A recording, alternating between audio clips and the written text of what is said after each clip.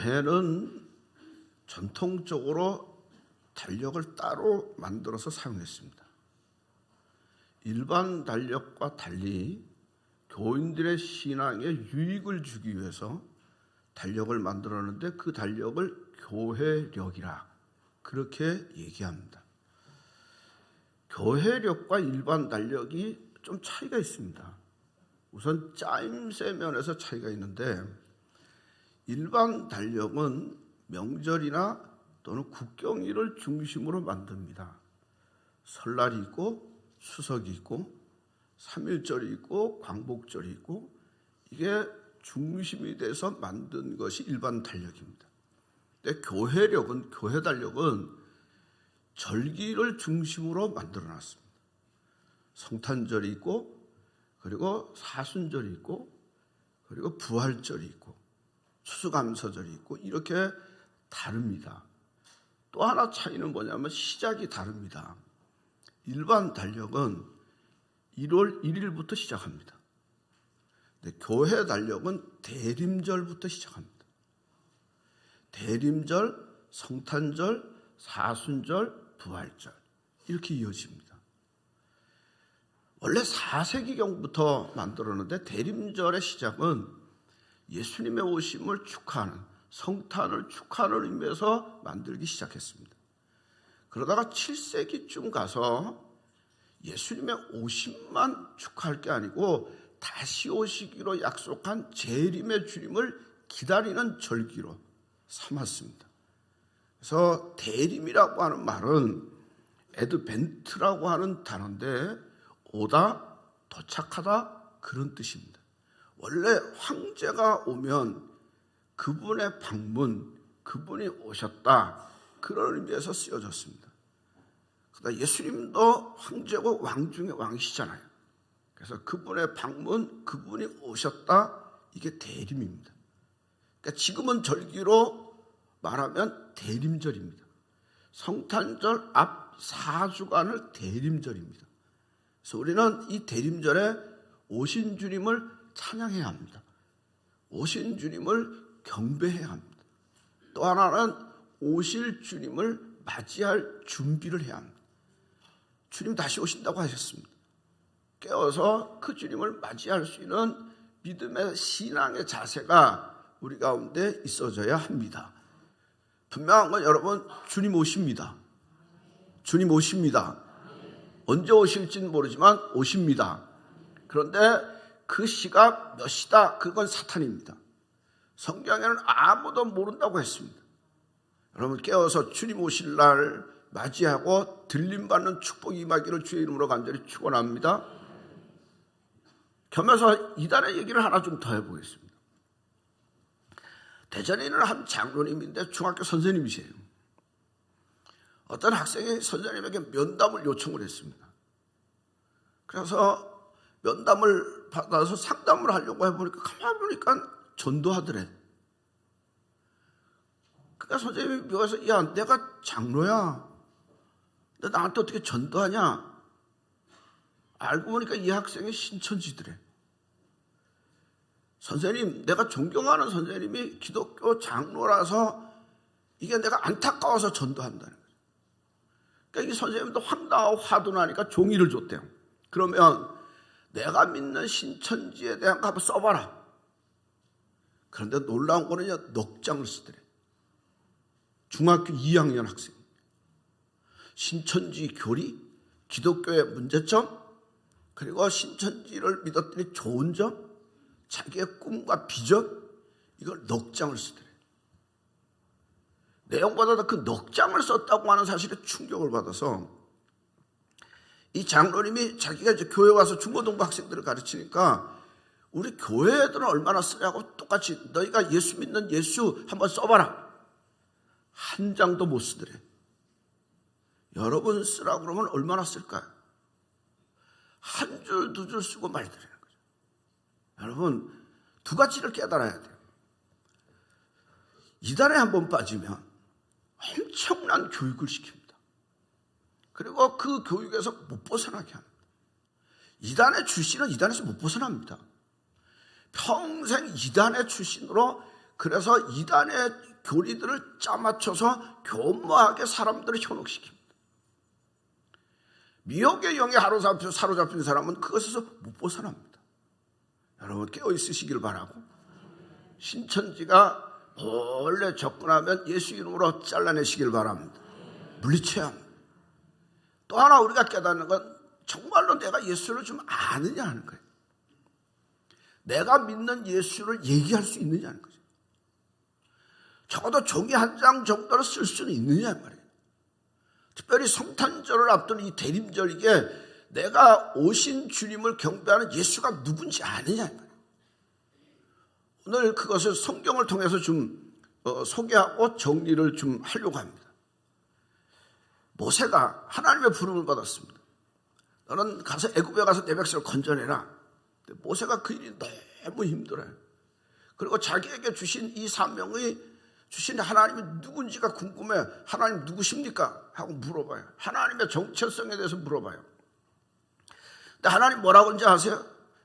나는 스스로 있는 자다.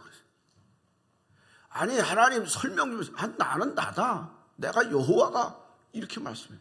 더 설명도 안 해. 그냥 믿으라는 거예요. 근데 그 하나님이 예수님에 대해서 뭐라고 말씀하시는지 아세요? 마태복음 3장 17절에 보면 예수님에 대해서 뭐라고 말하냐? 내 사랑하는 아들이요? 내 기뻐하는 자라. 그렇게 말씀해요. 그럼 질문이 되잖아요. 하나님 언제 결혼하셨어요? 하나님 언제 아들이 있었어요? 아니 예수는 우리 동네에 살던 요셉이라고 하는 목수의 아들인데 그가 하나님의 아들이에요? 이렇게 질문할 수 있는데 그럼에도 불구하고 하나님 말하기가 시끄러워. 그런 예수는 내 사랑하는 아들이야. 내가 기뻐하는 자야. 이게 성경이에요. 하나님이 예수님에 대해서 하나님의 아들이라고 증언합니다. 여기에 이해할 사람이 있어요? 없어요. 그럼 예수님은 스스로 뭐라고 말씀하시느냐? 요한복음 10장 30절에 말씀하기를 나와 아버지는 한번 읽어보시죠. 시작. 나와 아버지는 하나다. 예수님이 말하기를 나와 아버지 하나님은 하나라는 거예요. 예수님이 십자가에 못 박혀 죽은 가장 중요한 이유가 신성모독입니다. 아니 너가 누군데 하나님과 같다 그러고 하나님 아들이라고 하고 하나님을 아버지라고 하느냐? 그래서 죽였습니다. 그래도 예수님 말하기를 나와 아버지는 하나라는 거예요. 제자들이 배를 타고 가는데 풍랑이 막 일어납니다. 죽을 지경이 됐습니다. 근데 예수님은 풍랑을 보고 잔잔하라. 그랬더니 잔잔해집니다. 제자들의 반응은 저가 누군데? 이게 반응이었습니다. 오병이어의 기적에 보리떡 5개, 물고기 2마리로 5,000명을 먹였습니다. 광주리가 12광주리가 남았습니다. 그렇게 배불리 먹고 난 다음에 반응은 저가 누군데였습니다. 나사로가 죽었습니다. 그래서 시신이 썩어져 갑니다. 냄새 나는데 그 앞에 가서 나사로야 나오라. 그런데 나사로가 살아나옵니다. 그때 사람들의 반응이 저가 누군데, 저 예수가 누군데 도대체. 그러니까 사람들이 묻습니다. 당신이 메시아면 우리에게 좀 설명 좀 해주시오. 합리적으로 이해하게 설명을 해주세요. 그때 예수님이 뭐라고? 내가 다 말했다는 거예요. 말했다고 하는 게 뭐야? 나와 아버지는 하나다. 예수님의 선언 자체가 내가 하나님의 아들이고 내가 하나님이다. 내가 메시아고 구주다. 그렇게 말씀하고 있어요. 이게 성경이에요. 천사들이 예수님의 나심을 증언할 때 뭐라고 말씀하느냐? 마태복음 1장 21절에 보면 아들을 낳으리니 이름을 뭐라 하라? 예수라 하라. 이는 그가 자기 백성을 죄에서 구원할 자이심이라. 요셉과 마리아가 약혼했습니다. 그런데 어느 순간에 마리아가 임신을 했습니다. 자기하고 관계가 없는데 임신이 됐으니 얼마나 황당해요. 그런데 천사가 말하기를 마리아가 잉태한 것은 성령으로 된 것이다. 그리고 그가 아들을 낳을 것이다. 그리고 이름을 예수라 하라. 그 이름은 예수는 자기 백성을 죄에서 구원할 자다. 이게 천사가 다 가르쳐줘요. 놀라운 거는 요셉은 천사가 하나님의 말씀을 증언하는 자로 믿고 받아들입니다. 그리고 자기 아내로 삼고 마리아가 때가 되니까 아들을 낳았는데 그 이름을 예수라 하라. 그런데 그가 누구냐? 백성을 죄에서 구원할 자다. 천사의 증언입니다. 그러니까 예수가 누구냐? 구원자 메시아다. 베드로가 아주 유명한 고백을 하죠. 마태복음 16장 16절에 잘 아시죠? 주는 시작. 주는 그리스도시요 살아계신 하나님의 아들이십니다. 사람들이 나를 누구라고 하느냐? 다시 너희는 나를 누구라고 하느냐? 그때 베드로가 주는 그리스도시요 살아계신 하나님의 아들입니다. 바요나 시보나 내가 복이 있도다. 이를 알게 한 분은 하나님이라. 여러분, 여러분에게 예수가 누굽니까? 여러분도 베드로처럼 예수는 나의 주님이요 그리스도의 하나님의 아들이라고 믿습니까? 이 고백이 있어야 합니다. 사도 바울이 예수를 반대하던 사람입니다. 그런데 예수 만나고 예수를 증거하는 사람이 됐습니다. 바울이 바울 서신으로 많이 책을 썼습니다. 그런데 그 중요한 내용은 뭐냐? 예수는 누구다? 메시아다. 예수는 누구다? 그리스도다. 예수는 누구다? 하나님의 아들이다. 이게 바울 서신의 중요한 내용이에요. 그래서 나는 그저 예수 위해서 살기를 원하고 내 몸에서 그리스도가 존귀해지기를 원한다. 나는 살아도 좋고 죽어도 좋고 어떤 모습이든지 그리스도가 존귀해질 수 있다면 나는 할렐루야. 바울의 신앙이에요. 그러면 예수님 편에 있는 사람들만 그렇게 고백했느냐? 예수님 반대편에 있는 사람들은 어떻게 봤느냐? 예수님이 죽으실 때 사형 집행관의 대장이 누구냐? 백부장이. 누가복음 23장 47절에 뭐라고 말하느냐? 이 사람은 정령 의인이었도다. 십자가에 처형하는 백부장이 예수의 죽는 광경을 보고 아, 이 사람은 정령 의인이다. 하나님의 아들이다. 그렇게 고백을 해요. 또 십자가에서 같이 죽는 강도는 뭐라 그러는지 아세요? 이 사람이 행한 것은 옳지 않은 일이 없느니라. 예수여 당신의 나라에 임하실 때 나를 기억하소서. 자기들은 죄를 많이 지어서 사형당하는 강도인데 예수도 그런 줄 알았는데 죄가 없더라는 거죠. 그래서 나를 기억하소서. 그들이 낙원에 이르게 되더라. 성경의 기록이. 가룟 유다가 예수를 팔았어요. 스스로 자살하면서 죽으면서 하는 말이 마태복음 27장 4절에 내가 무죄한 피를 팔고 죄를 범하였도다. 무죄한 피가 누구냐? 예수예요. 아, 예수가 죄가 없더라. 더 놀라운 건 성경이 우리에게 말씀하는 건 뭐냐면 마귀들이 귀신들이 한 말이에요. 마귀가 뭐라고 말하냐? 마태복음 4장 3절에 말하기를 내가 만일 하나님의 아들이거든. 이 말은 뭐야? 당신이 하나님의 아들이잖아요. 그러니까 이 돌덩어리를 떡덩어리 되게 하라. 그렇게 말해요. 또 마가복음 5장 7절에 귀신이 한 말이에요. 한번 읽어보시죠. 시작. 지극히 높으신 하나님의 아들 예수여. 거라사의 광인 거라사의 귀신 들린 사람이 예수를 보고 하는 말이 지극히 높으신 하나님의 아들 예수여. 귀신이 귀신같이 알아. 여러분 예수를 잘 모르면요 귀신보다 못한 믿음이 되는 거예요. 내가 믿는 예수가 누군지를 아는 게 중요해요. 하나님의 아들이요 메시아요 구주인 줄로 믿고 고백할 수 있기를 바랍니다. 도마는 예수님이 부활했다고 하는 소식을 들었을 때 나는 믿을 수 없다. 그래서 예수님의 부활한 모습을 가서 만져보고 고백한 내용이 뭐냐? 요한복음 20장 28절에 나의 주님이시여 나의 하나님이시다. 그때 주님 뭐라고 그래요? 야, 너 보고 믿느냐? 보지 않고 믿는 자가 복이 있다. 예수를 보지 않고 십자가에 죽으신 사실을 만져보지 않아도 예수가 나의 주여 나의 하나님이라고 고백할 수 있는 사람은 복이 있느니라. 복이 있느니라. 여러분 우리는 예수 믿잖아요. 사람들이 말할 때 예수쟁이라고 그러잖아요. 그 소리 들을 때 기분이 좋아요 나빠요? 진짜 예수쟁이는 좋아할 수 있어야 돼요. 그래 누가 뭐라고 할지라도 나는 예수쟁이다, 예수 사람이다, 예수 믿는다고 말할 수 있어야 돼. 성경을 하나 더 보면 로마서 10장 9절 10절이에요. 다 같이 읽어보겠습니다. 시작. 내가 만일 내 입으로 예수를 주로 시인하며 또 하나님께서 오늘 죽은 자 가운데서 살리신 것을 내 마음에 믿으면 구원을 받으리라. 사람이 마음으로 믿어 의에 이르고 입으로 시인하여 구원에 이르느니라.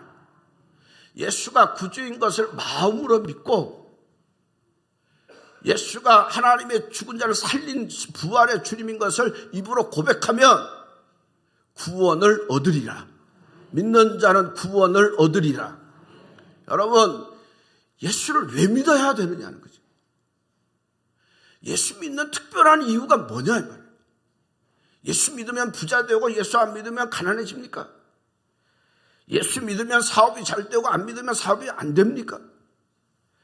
예수를 믿으면 공부를 잘하고 예수 안 믿으면 공부를 못합니까? 예수를 믿으면 우환이 없고 예수 안 믿으면 우환이 있습니까? 여러분, 예수 안 믿는 사람 중에 수단 방법, 불의한 방법으로 사업에서 잘하는 사람도 있습니다. 그러면 특별히 예수 믿어야 할 이유가 뭐냐? 마태복음 5장 45절에 보면 하나님의 그 해를 악인과 선인에게 비추시고 비를 의로운 자와 불의한 자에게 비추시고 하나님이 해를 선한 사람에게만 비춰주시고 악한 사람에게만 안 비춰주면 참 전도하기 쉬울 텐데 하나님이 해를 선한 사람과 악한 사람에게 다 비춰주더라. 비를 내릴 때 의로운 자에게만 내리는 게 아니라 불의한 자에게도 내리시더라. 그럼 예수 믿는 가장 중요한 이유가 뭐냐? 물론 예수 믿을 때 하나님의 축복이 있어서 잘되게도 하시고 형통케도 하시고 강건하게도 하시고 존귀하게 하시는 줄로 믿습니다. 그러나 그것보다 더 중요한 게 있어요. 예수 믿는 것과 안 믿는 차이의 가장 중요한 이유는 뭐냐? 예수 믿는 자가 구원받는다고. 예수를 믿으면 구원을 얻으리라. 여러분, 예수가 구주임을 믿었으면 구원받은 줄로 믿으십시오. 나는 구원받은 자라고 하는 거예요. 그럼 구원이 뭐가 그렇게 중요하냐? 오늘 말씀에 보면 구원받은 자에게 나타나는 세 가지가 있습니다. 하나는 뭐냐? 건져내셨다. 건져내셨다. 어디에서 건져내느냐? 흑암의 권세에서 건져내셨다. 마귀의 진영에서 건져내셨다.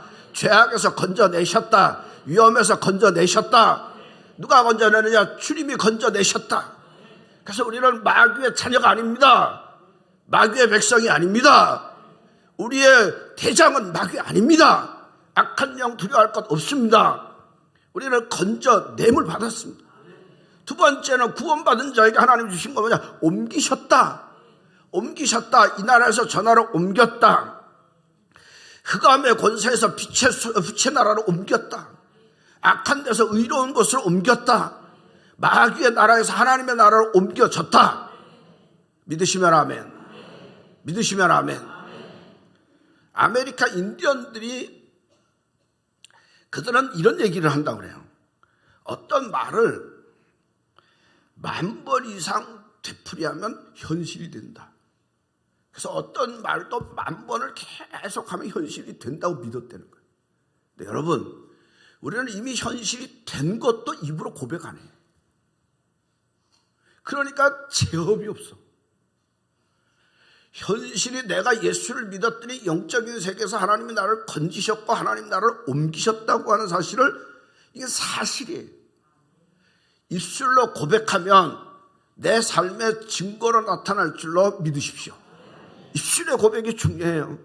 주님이 내 곁에 계신다. 주님이 나와 함께 하신다. 주님이 나를 도우신다. 주님이 나를 건지셨다. 주님이 나를 옮기셨다. 할렐루야. 입술의 고백이 돼야 돼. 그리고 주님이 나를 구속하셨다. 죄사함을 얻게 하셨다. 옛날에 노예를 해방시키기 위해서 값을 주고 사는 거예요. 우리를 죄의 노예에서, 악한 마귀의 노예에서 건져내기 위해서 하나님이 값을 줬는데 그게 예수의 피예요. 그래서 예수의 피를 믿는 자마다 구속함을 받았고 죄사함을 얻었다. 여러분, 우리가 이 땅에 사는 동안 예수를 믿을 때 오는 신령한 복이 참 많습니다. 근데 그 복 중에 제일 큰 복이 뭔지 아세요? 죄사함의 축복. 세상에 이 땅에 사는 동안 우리는 많은 짐들을 지고 갑니다. 혼란의 짐, 번민의 짐, 근심의 짐, 빈곤의 짐, 실패의 짐, 고독의 짐, 많은 짐을 지고 가는데 정말로 우리의 인생을 짓누르는 짐이 뭐냐? 죄의 짐이에요. 왜냐하면 죄의 짐을 갖고 있으면 하나님의 진노가 임할 것이고 하나님과의 담이 생겨서 막혀지게 될 것이고 우리에게 평안이 없어요. 미래에 대한 소망이 없어요. 그런데 우리가 죄의 짐을 다 벗어나면 하나님의 진노는 다 물러가고 하나님의 자비와 사랑과 은혜가 임하게 될 것이고 하나님과의 막힌 담은 활짝 열려지고 하나님 앞에 담대히 나아갈 수 있게 될 것이고 내 안에 있는 양심에 찌르는 것들이 다 무너져서 하나님의 주시는 평안과 근심과 기쁨이 평안과 기쁨이 넘치게 될 것이고 죄사함을 얻은 우리에게 하나님이 우리에게 천국의 미래의 소망을 우리에게 허락하시고 죄사함의 축복을 받았다고 하는 건 놀라운 축복이에요. 근데 이 모든 구원의 축복이 누구를 통해서 이루어졌느냐? 예수. 할렐루야.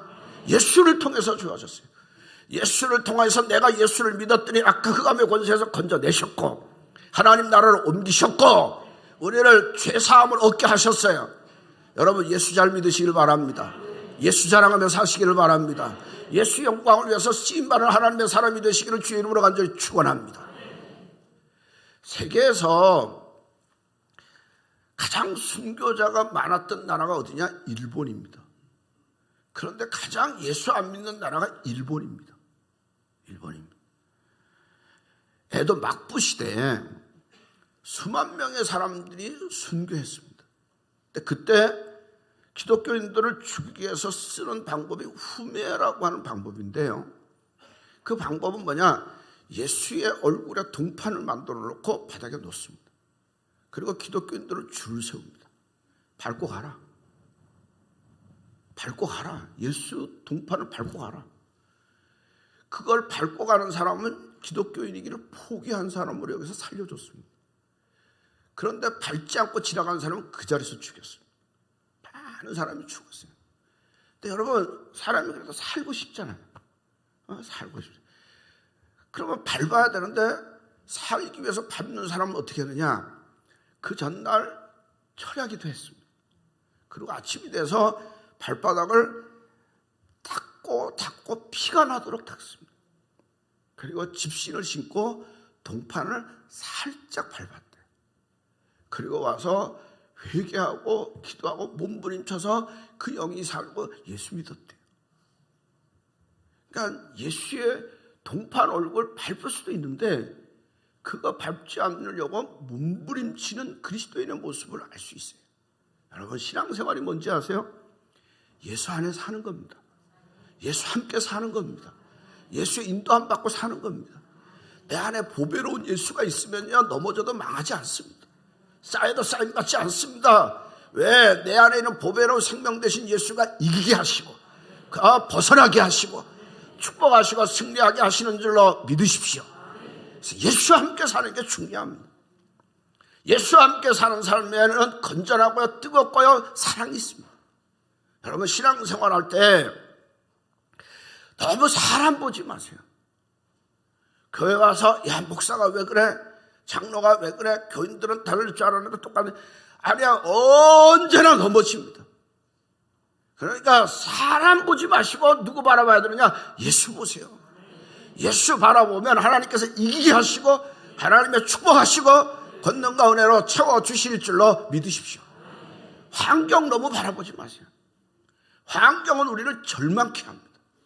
그러나 절망케 하는 환경 속에서도 눈을 들어 주를 보면 하늘의 빛과 소망 가운데 승리할 줄로 믿으시고 예수 바라보고 예수 붙들고 승리하시기를 주의 이름으로 간절히 축원합니다. 이 성탄절에 대림절에 오신 예수를 찬양하고 경배하는 여러분에게 하나님의 은혜와 축복이 충만하게 임할 줄로 믿습니다.